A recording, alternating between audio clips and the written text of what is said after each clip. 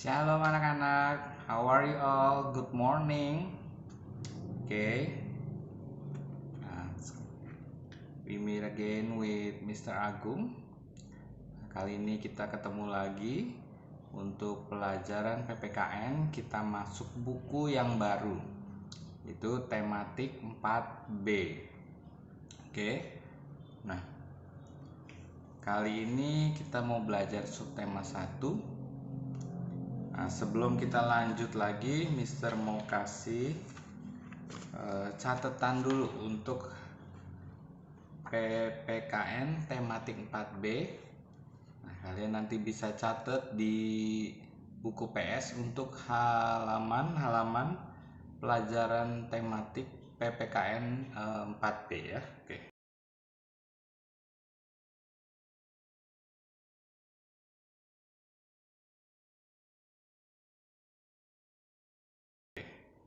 Nah, sekarang kita mau belajar masuk subtema 1.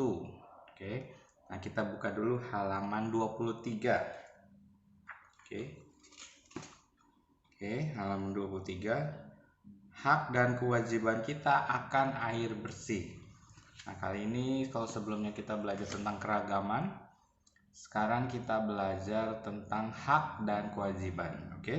Nah, kita baca sebentar di halaman 23. Hak dan kewajiban kita akan air bersih. Nah, kali ini kita bicara tentang air bersih. Nah, temanya tentang energi. Air termasuk kebutuhan dasar manusia. Setiap manusia memerlukan air bersih untuk kelangsungan hidupnya.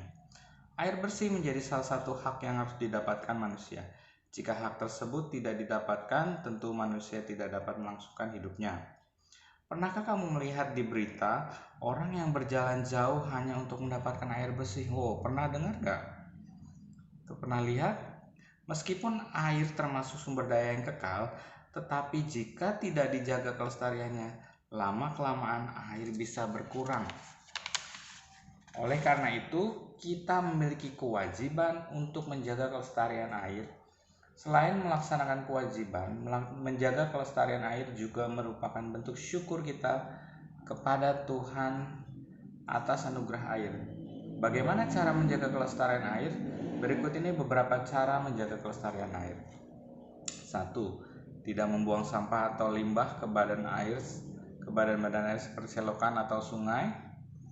Nah itu di got-got ya, biasanya kita habis minum air kemasan gelas buang. Nah, itu kan nanti masuknya ke saluran air dan akhirnya menumpuk di sungai dan akhirnya menyumbat dan menyebabkan banjir. 2. Melakukan penghijauan. Akar tumbuhan mengikat akar sehingga air dalam tanah akan tetap bertahan dan tidak terus mengalir. Air tanah dapat dimanfaatkan untuk kehidupan sehari-hari. Nah, kalau kita buat pipa ke dalam tanah, nah itu disebut air tanah. Jadi kalau kita tidak ada penghijauan, airnya tidak terserap ke tanah. 3. Menghemat penggunaan air. Nah, makanya siapa yang kalau cuci tangan airnya dibuka terus atau bahkan lupa ditutup lagi. Nah, sekarang kita lanjut. Ayo diskusi. Diskusikan dengan temanmu beberapa pertanyaan berikut. Nah, ini karena kita belajar dari rumah sendiri, kita bisa jawab masing-masing. Apakah manusia memiliki hak untuk mendapatkan air bersih? Nah, nanti kita belajar apa itu hak, apa itu kewajiban. Bagaimanakah jika hak akan air bersih tidak terpenuhi? 3. Apakah menjaga kebersihan air termasuk kewajiban kita? Nah, apakah setiap manusia harus melakukan kewajibannya? Bagaimana jika kewajiban tidak dilaksanakan? Nah, kita lihat, kita amati gambarnya. Amatilah gambar di bawah ini. Nah, ini kita Mister lanjut dulu untuk bahasan berikutnya ya. Nanti bisa dijawab di buku PS. Amatilah gambar di bawah ini kemudian jawab pertanyaannya. Pertanyaan, apakah perilaku orang-orang pada gambar telah sesuai dengan pemenuhan kewajiban untuk melestarikan air? 2. Jelaskan manfaat kegiatan yang mereka lakukan. Nah, di situ ada dua gambar, yang gambar 1.24 dengan membersihkan sungai berarti kita telah menjaga kelestarian air. Nah, di situ ceritanya gambarnya orang-orang yang bekerja sama membersihkan sungai dari sampah dan kotoran sehingga airnya tidak tercemar dan airnya menjadi bersih, sehingga baik untuk kesehatan orang-orang yang ada di lingkungan sekitar. Sementara kembali berikutnya adalah gambar 1.25. Jika kita membuang sampah ke sungai, kita akan mencemari air sungai tersebut. Nah, ini kebalikannya, kalau tadi dibersihkan, ini dicemari, dikotori. Pertanyaan 1, apakah perilaku orang pada gambar telah sesuai dengan kewajiban untuk melestarikan air? 2, apa akibat perilaku tersebut? Nah, ini gambar yang 1.24. Sekarang kita lanjut dulu sebelum jawab yang ayo diskusi tadi.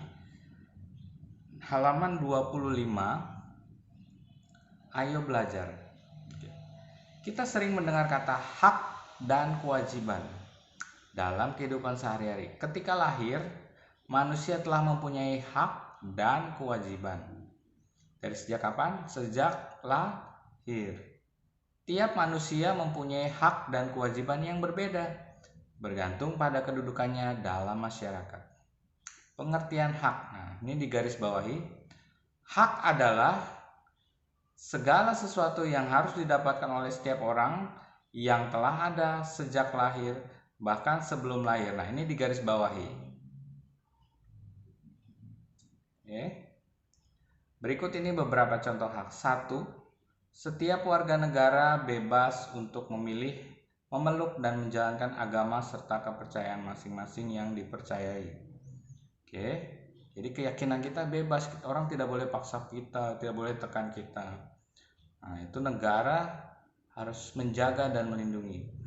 2, setiap warga negara berhak memperoleh pendidikan dan pengajaran. Nah, anak-anak kita semua berhak mendapatkan pendidikan dan pengajaran. Nah, bukan hanya pelajaran, tapi kita dididik, dikasih tahu, diberitahu, oh ini baik, ini tidak baik, ini boleh, ini tidak boleh, gitu ya. Yang ketiga, setiap warga negara berhak memanfaatkan sumber daya alam untuk memenuhi kebutuhannya. Maksudnya apa memanfaatkan?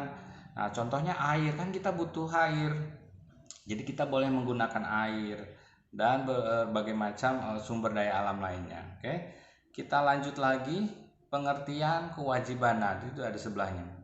Kewajiban adalah, nah garis bawahi, sesuatu yang harus dilaksanakan dengan penuh tanggung jawab. Garis bawahi. Beberapa contoh kewajiban adalah sebagai berikut. Nah, ini artinya sesuatu yang harus dilakukan. Kalau tadi sesuatu yang harus kita peroleh, sekarang sesuatu yang harus kita lakukan. 1. Setiap warga negara wajib membayar pajak dan retribusi yang telah ditetapkan oleh pemerintah pusat dan pemerintah daerah.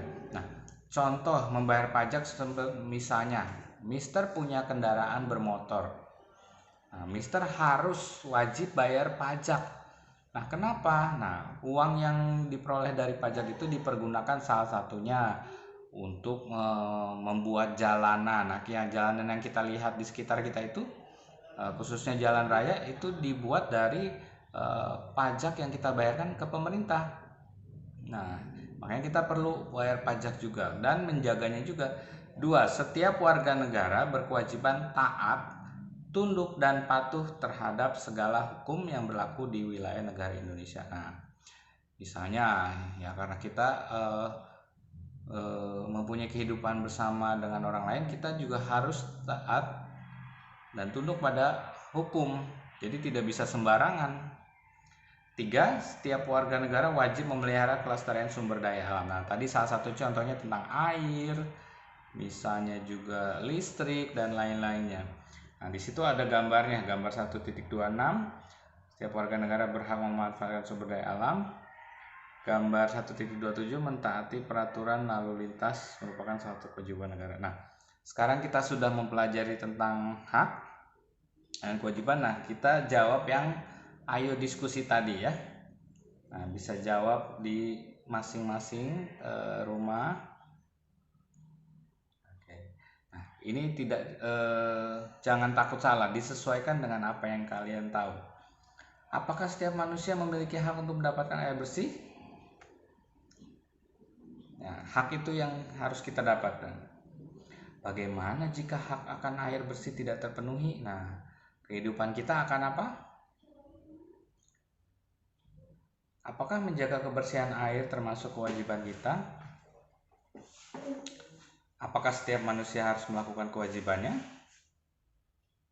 Bagaimana jika kewajiban tidak dilaksanakan? Oke. Nah, kalian bisa isi di rumah, oke, sesuai jamnya. Nah, sekarang kita lanjut lagi pelajaran berikutnya, halaman 29. Oke. Nah, kalau tadi tentang sumber daya air, sekarang kita lanjut halaman 29. Nah, di situ ada gambar lagi. Ayo jawab.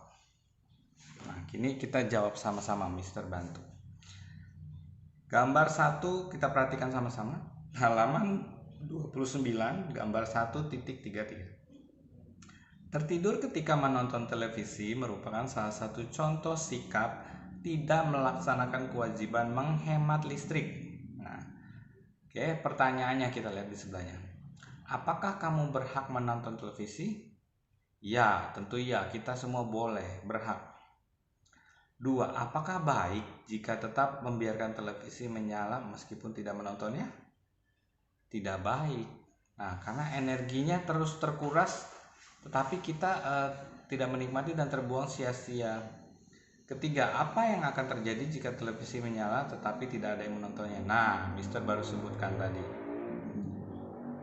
Jadi, akan terjadi pemborosan listrik.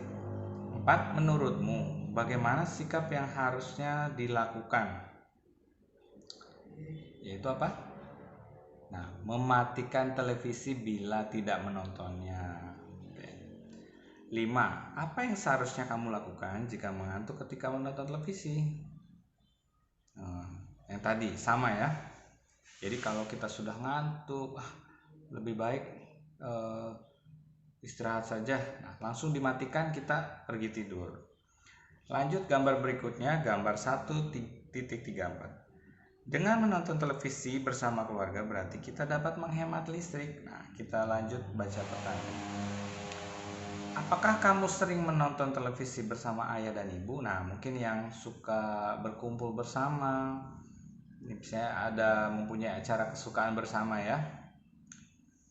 Nah, ini jawab masing-masing. Kedua, sebutkan manfaat menonton televisi bersama ayah, ibu, serta anggota keluarga lainnya. Nah, biasanya tentu saja kita menghemat ya, karena yang nyala hanya satu TV. Dan selain menghemat listrik, kita juga bisa menjadi lebih dekat dengan keluarga ya. Nomor 3, apakah menonton televisi bersama-sama dapat menghemat energi listrik? Ya, jawabannya tentu saja ya. 4. Apakah yang akan terjadi jika setiap anggota keluarga menonton televisi di kamarnya masing-masing? Wah, tentu saja akan terjadi pemborosan listrik. 5. Apa sikap baik yang dapat kita ambil dari gambar di samping? Nah, tadi salah satunya kita menghemat listrik dan juga mempererat hubungan di dalam keluarga. Biasanya ketawa bareng, nonton bareng. Nah, sekarang kita lanjut lagi. Kita lihat bacaan di bawahnya. Sudah selesai semua? Ayo belajar kewajiban di rumah. Menghemat penggunaan listrik merupakan salah satu kewajiban di rumah. Bila kita melaksanakan kewajiban sebaik-baiknya, tentu kita sendiri yang akan memetik hasilnya. Perhatikan contoh berikut ini. Semua penghuni rumah Bella memiliki kewajiban untuk menghemat listrik. Jika ada peralatan elektronik yang selesai digunakan, alat tersebut akan dimatikan. Misalnya, Bella telah selesai menggunakan komputer. Lalu Bella mematikan komputer tersebut. Lampu rumah pun tidak digunakan pada saat siang hari, karena semua penghuni rumah melaksanakan kewajiban menghemat listrik. Maka tagihan listrik di rumah Bella tidak besar. Berbeda dengan di rumah Tina, penghuni rumah Tina tidak melaksanakan kewajiban menghemat listrik. Lampu-lampu tetap menyala pada siang hari, alat elektronik pun tetap menyala meskipun tidak digunakan.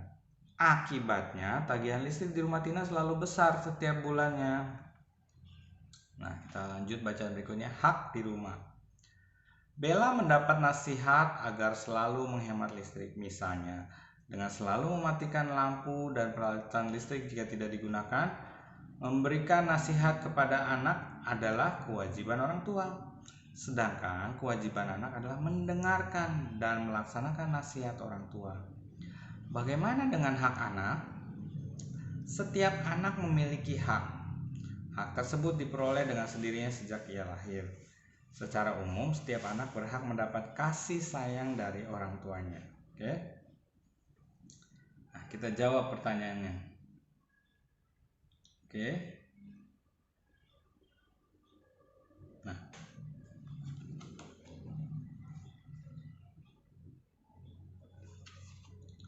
Oke, nah sekarang kita lanjut saja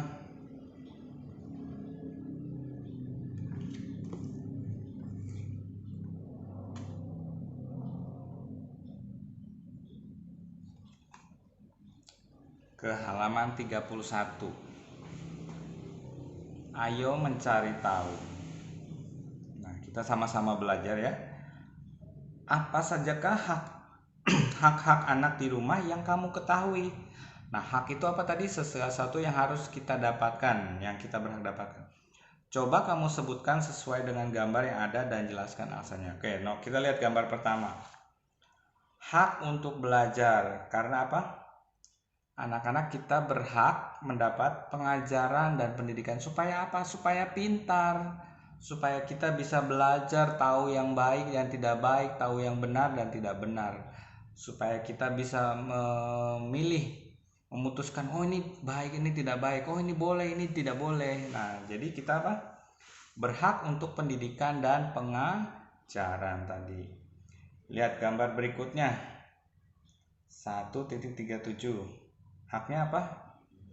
Mendapatkan kasih sayang. Nah, di situ biasanya kalau di rumah kan mama papa ya, mama yang buatkan makanan. Nah, karena sebagai anak kita berhak mendapat kasih sayang. Karena kita anak-anak tidak bisa hidup sendiri. Ya, jadi butuh orang tua. Yang kedua itu hak mendapatkan kasih sayang, karena kita anak-anak tidak bisa hidup sendiri. Oke. Lanjut lagi halaman 32. Nah, ini digaris bawahi. Hubungan antara hak dan kewajiban. Hak dan kewajiban adalah sesuatu yang tidak dapat dipisahkan. Garis bawahi. Oke. Dari kewajiban muncul hak dan sebaliknya dari hak muncul kewajiban. Contohnya, setelah belajar atau membantu ibu, kamu berhak main. Nah, setelah bermain, kamu wajib mengembalikan barang-barang mainanmu ke tempatnya. Dapatkah kamu memberi contoh yang lain? Nah, biasanya kalau sudah main berantakan, mainannya tidak dirapihkan lagi, mamanya yang di rumah, ibunya yang di rumah yang rapihkan. Nah, itu tidak baik. Kalau mainan kita harus kita rapihkan sendiri. Sering anak-anak hanya menuntut hak saja. Aku ingin ini, aku ingin itu. Sedangkan kewajiban tidak pernah dilaksanakan. Misalnya, kamu dibelikan buku oleh ayah karena kamu berhak mendapat pengetahuan. Nah, siapa yang suka baca? Tetapi kamu sering melalaikan kewajiban dengan tidak merawat buku tadi. Nah, biasanya kalau sudah baca, sudah bosen, taruh, rusak, sobek. Nah, hak dan kewajiban harus seimbang. Sebelumnya kita harus tahu hak dan kewajiban kita, laksanakan apa yang menjadi kewajiban kita, dan dapatkan apa yang menjadi hak kita.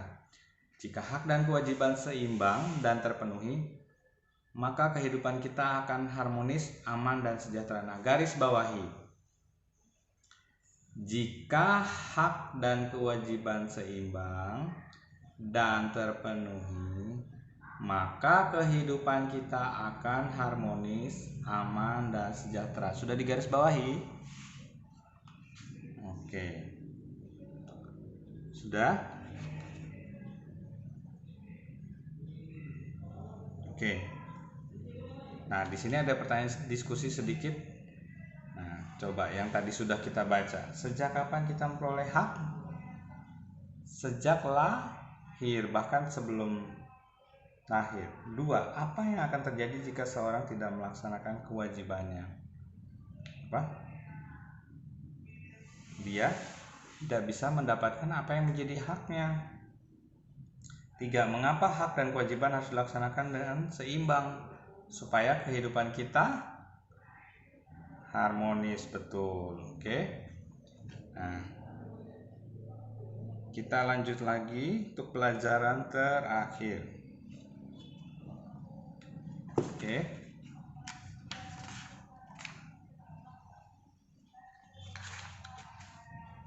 Oke.